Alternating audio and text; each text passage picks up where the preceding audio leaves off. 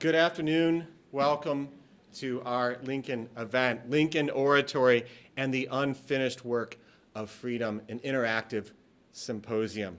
So I want to begin by telling you just a bit about the title here. Lincoln should be clear, but it's actually our event this afternoon is part of a campus-wide event in conjunction with the American Library Association. And the event, if you haven't seen it yet, go see it. It's at South, there's an exhibit there, South Campus. And it's dedicated to exploring Lincoln, the Constitution, and the Civil War. And so our event today takes place in that connection. We, though, are doing the oratory part. That's what we like to do here at Deerwood. We like to talk and to talk well. And for your pleasure this afternoon, we have several distinguished speakers that I will introduce to you in a minute. Finally, unfinished work of freedom. That, of course, is a reference to Lincoln's Gettysburg Address that we'll hear at the very end of this session. But it's also to say that we are participating in the work, in the discussion, in the labor that we will hear in just a minute. In short, history is an ongoing conversation, and they are going to start the conversation, but we invite you to engage in the conversation. And so at the end, as time permits and your inclination permits, we will have time for questions with all of our speakers, and that will be the interactive symposium part of our event today. So let me then get right into it and tell you that for this first act, there will be a total of 2 acts. This first act will go for about an hour, and then we'll have our second act beginning at 5:30. And in this first act, we are going to the sources themselves, the original text with Lincoln, and we have one non-Lincoln, Horace Greeley, a journalist from the time. In our second act, beginning at 5:30, then we will look at how contemporaries of Lincoln, as well as people since then, in the 20th century and up until this day in the 21st century, how they responded to Lincoln and how they continued his legacy. So we are going to start with Lincoln's well-known House Divided speech. And it will be presented by 2 speakers. It's a challenging work. We've edited it down to a reasonable amount of time. Back in the day, they didn't believe in that. If a speech didn't go for an hour and a half, it wasn't a real speech. We've got it down to about 8 minutes. We'll see. And it's going to be delivered by Sam Radomski and Corey Parker. And I chose this speech, we chose this speech, because it starts with Lincoln making a bold prediction. He says, I can tell you the future and the fate of America. Either America will become entirely free, there will be no slavery anywhere throughout this great land, or it will become entirely slave-holding. Slaves will be alike legal north and south alike. Now that's a bold prediction, and that's why it makes fun stuff to read and to hear today. But we also, we want to start here because we want to see that Lincoln wasn't just making bold predictions and orating and making hand gestures. In short, he was actually a politician, and he made this speech as a way to kick off his election year, 1858. Vote Lincoln. So who was Lincoln running against? He was running against Democratic Senator Stephen Douglas. And indeed, all the people that Lincoln mentions in this speech were Democrats. The Chief Justice of the Supreme Court, a Democrat. The President, James Buchanan, a Democrat. And so Lincoln is here to kick off his campaign for Senate by smacking around the Democrats a little bit, not just to give us a nice prediction. Now we need to know just a couple of historical details. We know Lincoln was a Republican. The Republican Party was formed early, had just recently been formed in 1854, and it was a response to the Kansas-Nebraska Act, which allowed slavery to expand into Western territories where it had formerly not been allowed to expand. And that prompted a sharp response among many in the North, prompting the creation of a new party that exists today. So one part of what Lincoln is going to say is, that's bad, and we need to be against westward expansion. We'll also see the discussion of the famous Dred Scott case. And in the speech, it will explain what that involved. But briefly, it was a Supreme Court case which said that Dred Scott, an African American, had no rights that the Constitution was bound to respect. Now, Lincoln gave this speech at the Republican convention in Illinois. They had just chosen him to be our guy for the Senate. And so he's giving a speech to people who should be supporting him. But at the time, in 1858, there were a lot of people in the state of Illinois who said, why don't we go with your competitor, Stephen Douglas? And so what Lincoln is going to show here is Douglas, he may be having a fight with the president right now over this issue of Kansas. Should we respect this new Constitution? Should we elect Kansas in? Lincoln has to say, no, don't go with Douglas. Go with me. I stand for principles. I stand for very important principles about slavery. And that's how he's going to make his case. So with that, I then give you our two speakers, Sam and Parker.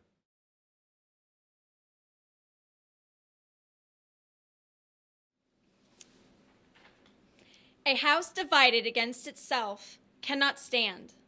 I believe this government cannot endure permanently half slave and half free. I do not expect the Union to be dissolved. I do not expect the house to fall, but I do expect it will cease to be divided. It will become all one thing or all the other.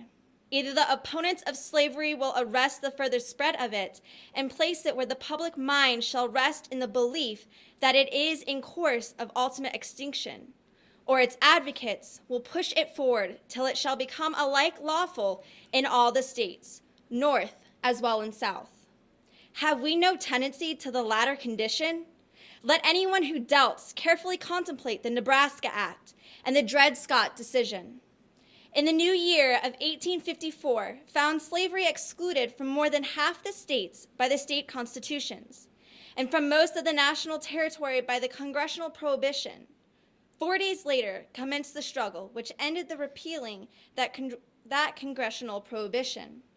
This opened all the national territory to slavery. While the Nebraska bill was still passing through Congress, a law case involving the question of a slave's freedom by reason of his owner having voluntarily taken him into a free state was passing through the U.S. Circuit Court. The slave's name was Dred Scott. The several points of the Dred Scott decision are, first, that no Negro slave and no descendant of such a slave can ever be a citizen. Secondly, neither Congress nor a territorial legislature can exclude slavery from any U.S. state's territory.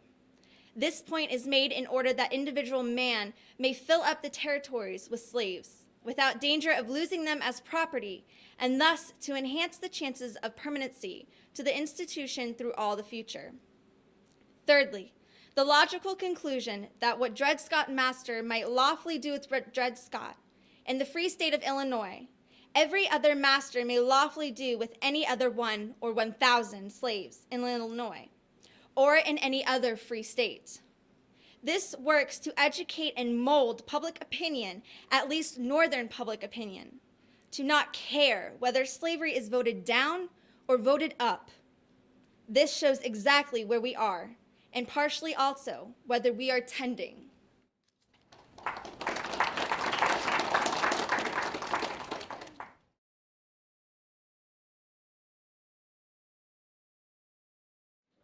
At length, a squabble has sprung up between the President and the author of the Nebraska bill, Mr. Douglas, on the question of whether the Lecompton Constitution was or was not made by the people of the Kansas.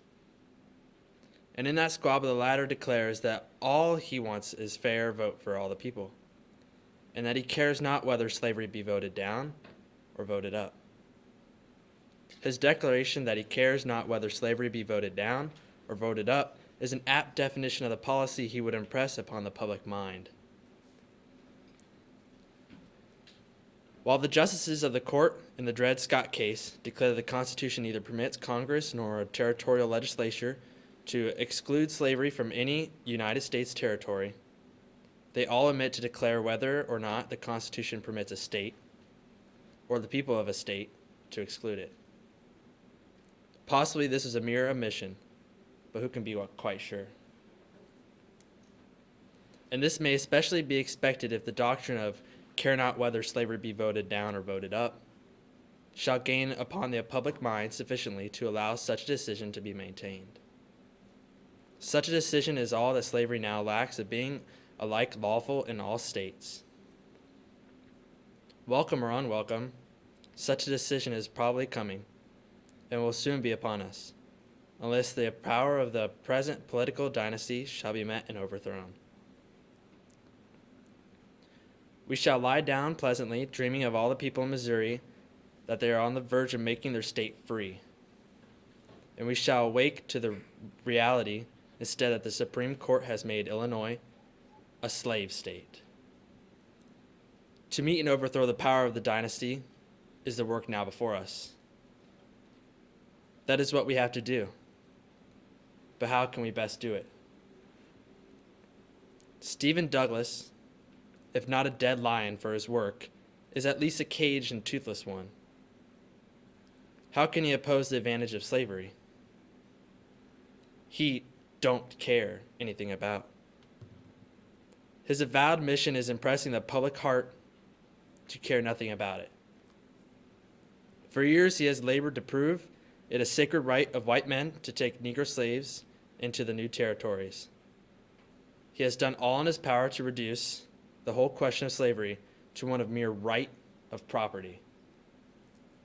Now as ever, I wish not to misrepresent Judge Douglas, question his motives, or out that he be personally offensive to him. Whether, if ever, he and we can come together so that our great cause may have assistance from his great ability, I hope to impose no obstacle. But clearly, he is not now with us. He does not promise to ever be. Our cause then must be entrusted to those who care for the result. 2 years ago, the Republicans of this nation mustered over 1,300,000 strong. Did we brave all then to falter now? Did the result not be doubtful? We shall not fail. If we stand firm, we will not fail. Wise counsels may accelerate or mistakes delay it, but sooner or later, the victory is sure to come.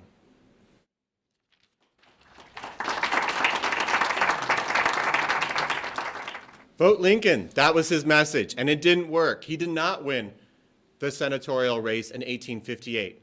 But in 1860, he did receive his party's nomination to run for the presidency, and of course, he did, in fact, win. We turn now then to his first inaugural address that he gave upon becoming President of the United States of America. And that will be delivered by Odie Kurt. Give me one, I'm sorry, sorry. Give me one more minute. I know, it's exciting. I just want to give you a brief preview of what did Lincoln say and of the context. So Lincoln was elected then as now. They held their elections in November. And Lincoln won, but before he took office in March, back then the inauguration day took place on March 4th, much like today. And in between the time he was elected, but before he took office, some 7 southern states had seceded from the Union. That is, before Lincoln had taken any official act whatsoever. And so when he spoke to the people, he wanted to persuade the South that their fears about him were not justified. And so he begins by saying that the South has nothing to fear for him. Yes, in 1858, he said a house divided against itself may not stand. But we know that politicians have to tweak their message. And here he says, but I never said I would take any action against slavery where it now exists, namely in the South. And so that's the message that he begins with in his first inaugural. Communication scholars Kathleen Hall Jamieson and Carlin Corris Campbell have also noted that presidential inaugurals perform other functions. In particular, inaugural addresses by presidents when they become president perform several functions. One key one is to acknowledge constitutional limits on the power of the president. The president's power is not unlimited. It's also to rehearse shared American values. And both of these messages are on display here in Lincoln's first inaugural. Indeed, when he begins, he says that I am taking this inaugural oath exactly as the Constitution prescribes, and I will be bound by the Constitution. And then, of course, when he concludes his speech, He gives us some of the most moving language ever spoken by American president about uniting and remaining bound to those mystic cords of memory that bind Americans together. And now we will hear from Odie deliver passages from Lincoln's first inaugural.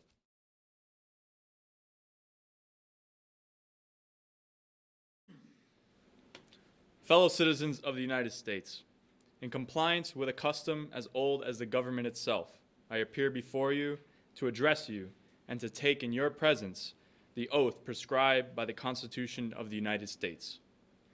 Apprehension seems to exist among the people of the southern states that by the accession of a Republican administration, their property and their peace and personal security are endangered. There has never been any reasonable cause for such apprehension. Indeed, ample evidence to the contrary has all the while existed in nearly all the public speeches of him who now addresses you. I do but quote from one. I have no purpose, directly or indirectly, to interfere with the institution of slavery in the states where it already exists. I believe I have no lawful right to do so, and I have no inclination to do so. I reiterate these sentiments, and in doing so, I only press upon the public attention the most conclusive evidence that the property, peace, and security of no section are to be endangered by the now incoming administration. It is 72 years since the first inauguration of a president under our national Constitution. During that period, 15 different citizens have administered the executive branch. Yet I now enter upon the same task under great and peculiar difficulty. A disruption of the federal union, heretofore only menaced, is attempted. I hold that, in contemplation of universal law and the Constitution, the union of these states is perpetual. Perpetuity is implied, if not expressed, in the fundamental law of all national governments. It is safe to assert that no government proper ever had a provision for its own termination. Descending from these general principles, we find that the Union is perpetual and confirmed by the history of the Union itself. The Union is much older than the Constitution. It was formed by the Articles of Association in 1774. It was matured and continued by the Declaration of Independence in 1776. And in 1787, one of the declared objects for establishing the Constitution was to form a more perfect union. But if the destruction of the union by a part of the states be lawfully possible, the union is less perfect than before the Constitution. It follows from these views that no state, upon its own mere motion, can lawfully get out of the union, that resolves and ordinances to that effect are legally void, and that acts of violence against the authority of the United States are insurrectionary or revolutionary according to circumstances. That there are persons in one section or another who seek to destroy the Union at all events and are glad of any pretext to do it, I will neither affirm nor deny. But if there be such, I need address no word to them. To those, however, who really love the Union, may I not speak? Before entering upon so grave a matter as the destruction of our national fabric, with all its benefits, its memories, and its hopes, would it not be wise to ascertain why we do it? All profess to be content in the Union, if all constitutional rights can be maintained. Is it true, then, that any right plainly written in the Constitution has been denied? I think not. Shall fugitives from labor be surrendered by national or by state authority? The Constitution does not expressly say. May Congress prohibit slavery in the territories? The Constitution does not expressly say. Must Congress protect slavery in the territories? The Constitution does not expressly say. From questions of this class spring all our constitutional controversies. One section of the country believes slavery is right and ought to be extended, while the other believes it is wrong and ought not to be extended. This is the only substantial dispute. My countrymen, one and all, think calmly and well upon this whole subject. In your hands, and not in mine, is this momentous issue of civil war. The government will not assail you.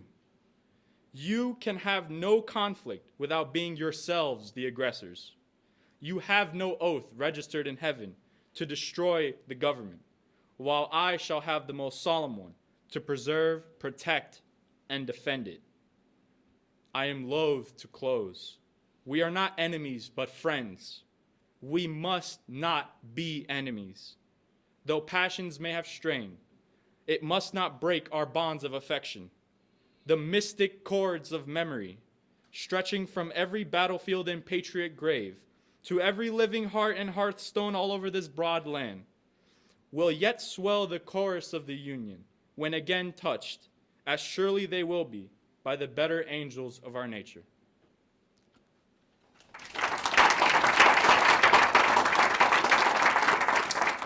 Of course, we know that Lincoln's appeal to the South not to take that action did not work.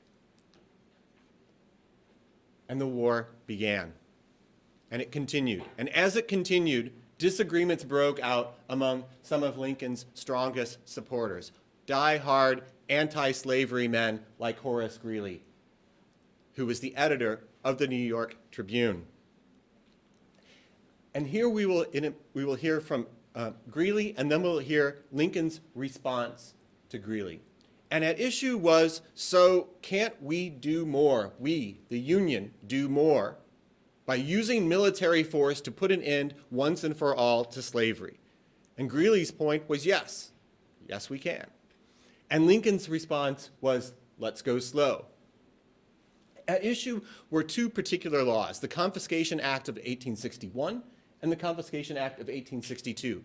And what was being confiscated was lots of different kinds of property, but the most controversial one was property in human flesh. Could slaves held to those who were then in rebellion against the Union, could those slaves be freed? Congress had declared that they could. And Greeley pressed Lincoln to do everything he could to expand and force his generals to support it. And Lincoln, as we'll see in the response, said, go slow. Now, here we see an issue, a question of means and ends. What's the best way to end slavery? What's the best way to win the war? And that's a technical question. But we can see here in these questions about means and ends, perennial questions, questions which we can think about and discuss even today. What are our highest ends? What are the best means to achieve them?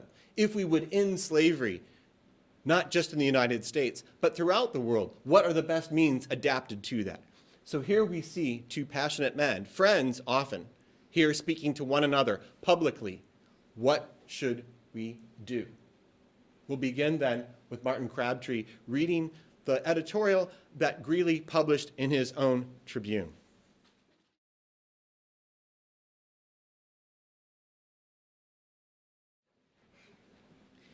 To Abraham Lincoln, President of the United States. Dear Sir, I do not intrude to tell you, for you must know already, that a great proportion of those who desire the suppression of the rebellion now desolating our country are sorely disappointed by the policy you seem to be pursuing with regard to the slaves of the rebels. We think you are strangely and disastrously remiss in the discharge of your official duty with regard to the emancipating provisions of the new Confiscation Act. Those provisions were designed to fight slavery with liberty. They prescribe that men loyal to the Union and willing to shed their blood in her behalf shall no longer be held in bondage to traitors. We think you are unduly influenced by certain fossil politicians hailing from the border slave states. Knowing well that the loyal portion of the white citizens of those states do not expect nor desire that slavery shall be upheld to the prejudice of the Union. We ask you to consider that slavery is everywhere the inciting cause and sustaining base of treason. It seems to us the most obvious truth that whatever strengthens slavery in the border states, drives home the wedge intended to divide the Union. Had you, sir, in your inaugural address unmistakably given notice that if the rebellion already commenced were persisted in, you would recognize no loyal person as rightfully held in slavery by a traitor, we believe the rebellion would therein have received a staggering, if not fatal, blow. Let me call your attention to the recent tragedy in New Orleans. A considerable body of men held in slavery by two rebel sugar planters in defiance of the Confiscation Act left plantations 30 miles distant and made their way to the Great Mart of the Southwest, which they knew to be in possession of the Union forces. They came to us for liberty and protection. They met with hostility, captivity, and murder. They were butchered or re-enslaved by the help of the Union soldiers. If others shall hereafter suffer in like manner, the world will lay blame on you. Mr. President, the loyal millions of your countrymen require of you an unqualified execution of the Confiscation Act. That act gives freedom to the slaves of rebels coming within our lines. As one of the millions who feel the triumph of the Union is dispensable not only to the existence of our country, but to the well-being of mankind, I entreat you to render a hearty and unequivocal obedience to the law of the land. Yours, Horace Greeley.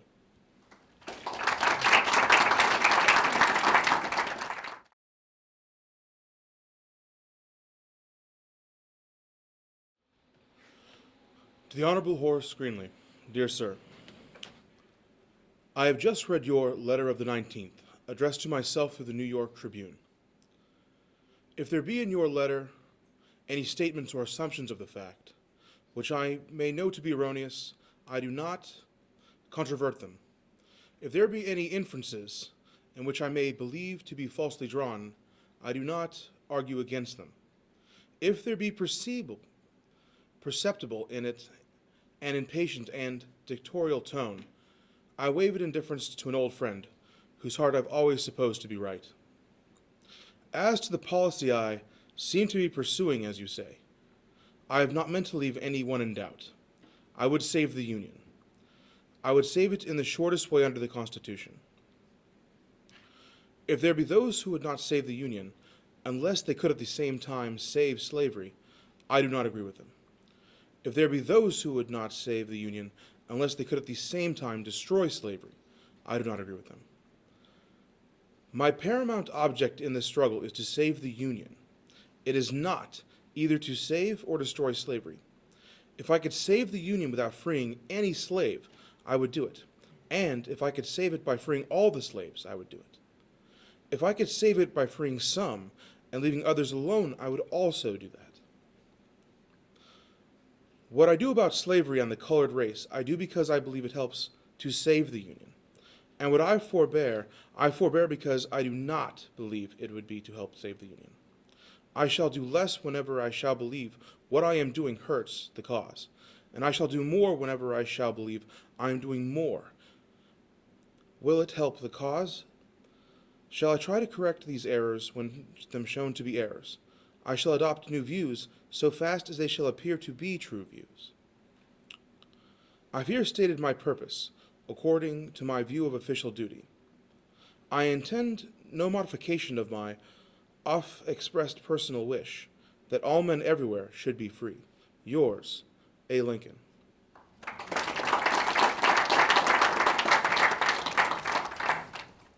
The question of slavery and of the Constitution, of means and ends, remained with Lincoln throughout his presidency.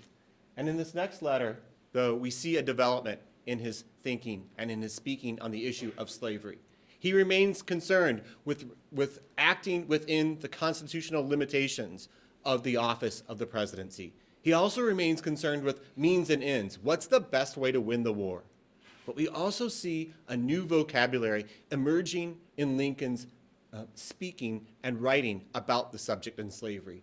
In particular, we see him introducing the God of the Old Testament that brings wrath and divine punishment.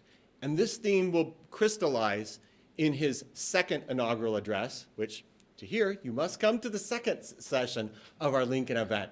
But here we see all three of these vocabularies: the Constitution, the means and ends, how to win it with military efficiency, and then finally, divine punishment and the soul of America. All three of these vocabularies are here in this brief letter. And he wrote it in response to a man who also a journalist, and he'd been discussing these very issues, and then he committed them to writing. And here, now, we will hear John Newbern present Lincoln's letter to Albert Hodges.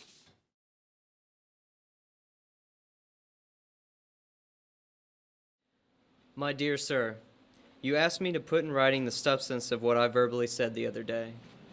It is about as follows. I am naturally anti-slavery. If slavery is not wrong, nothing is wrong. I cannot remember when I did not so think and feel. And yet I have never understood the presidency conferred upon me an unrestricted right to act officially upon this judgment and feeling. It was the oath I took I would, to the best of my ability, preserve, protect, and defend the Constitution of the United States. Nor was it my view that I might take that oath to get power and break the oath in using the power. I had publicly declared this many times. And I aver that to this day I have done no official act in mere deference to my abstract feeling and judgment on slavery. I did understand, however, that my oath imposed upon me a duty of preserving that government and that nation of which that Constitution was the organic law. Was it possible to lose this nation and yet preserve the Constitution? By general law, life and limb must be protected, yet often a limb must be amputated to save a life. I felt that measures otherwise unconstitutional might become lawful by becoming indispensable to the preservation of the Constitution and the nation. Right or wrong, I assume this ground, and now avow it. When early in the war, General Fremont attempted military emancipation, I forbade it, because I did not think it an indispensable necessity. When in July 1862, I appealed to the border states to favor compensated emancipation. I believed the indispensable necessity for arming blacks would come, unless averted by that measure. They declined, and I was driven to the alternative of either surrender to the Union or of laying strong hand upon the colored element. I chose the latter.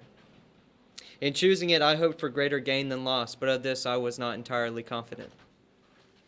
More than a year of trial now shows no loss by it in our foreign relations, none in our home popular sentiment, and none in our white military force.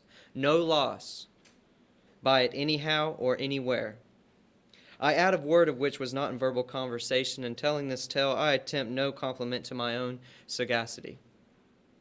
I claim not to have controlled events, but confess plainly that events have controlled me. Now, at the end of the 3-year struggle, the nation's condition is not what either party or man devised or expected. Only God can claim it. Whither it is tending seems plain. If God now wills the removal of a great wrong, and also wills that we of the North, as well as you of the South, shall pay fairly for our complicity in that wrong, impartial history will find therein new cause to attest and revere the justice and goodness of God. Yours truly, A. Lincoln.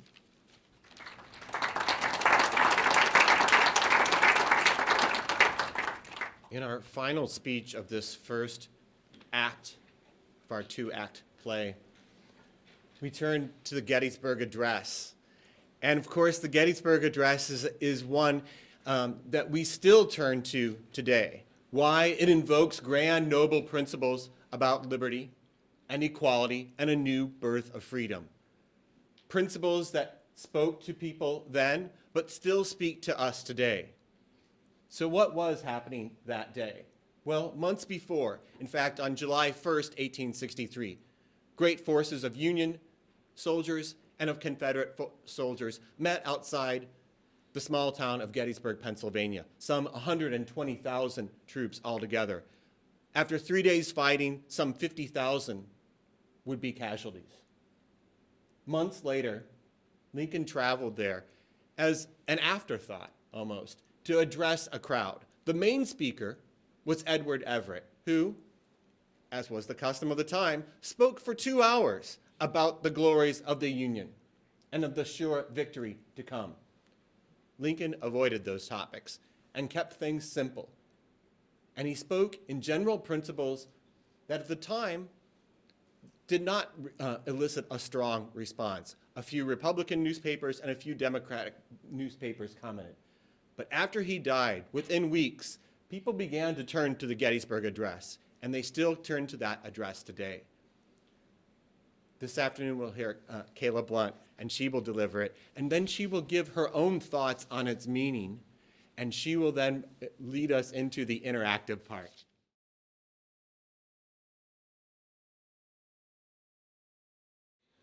Fourscore 7 years ago, our fathers brought forth on this continent a new nation, conceived in liberty and dedicated to the proposition that all men are created equal.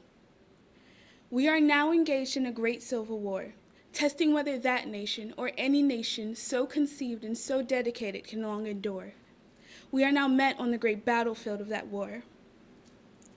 We have come to dedicate a portion of this field to those who gave their as a final resting place for those who gave their lives so that that nation might live.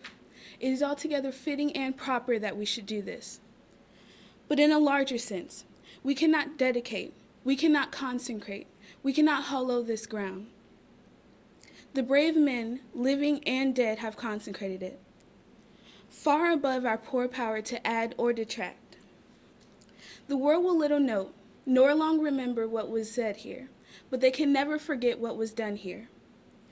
It is for us, the living, rather to dedicate here to the unfinished works which they who fought here thus so far nobly advanced. It is rather for us to dedicate to the great task that remains before us, that these honored dead we take an increased devotion to the cause for which they gave their last full measure of devotion. That we here highly resolve that these dead shall not die in vain, and that this nation, under God, shall have a new birth of freedom, and that the government for the people, by the people, and of the people shall not perish on this earth. This speech alone holds a lot of power. Lincoln talks about how important it is that we should continue on the legacy in which our nation was founded. 152 years later, his words still apply to the world today. Whether it be an issue of human trafficking, equality in education, and far much more. Every day we must fight to keep and maintain equality. Since Lincoln gave his speech, the Gettysburg Address, equality has indeed gotten better. However, we still have a long way to go. We should pass this legacy down to our younger generation. Hundreds of lives are lost each and every day to carry on our nation's intended legacy of liberty and freedom for all men, women, and children, regardless of race, gender, class, sexuality, or belief. It is important that we dedicate our lives to continuing this cause that started centuries ago. Thank you.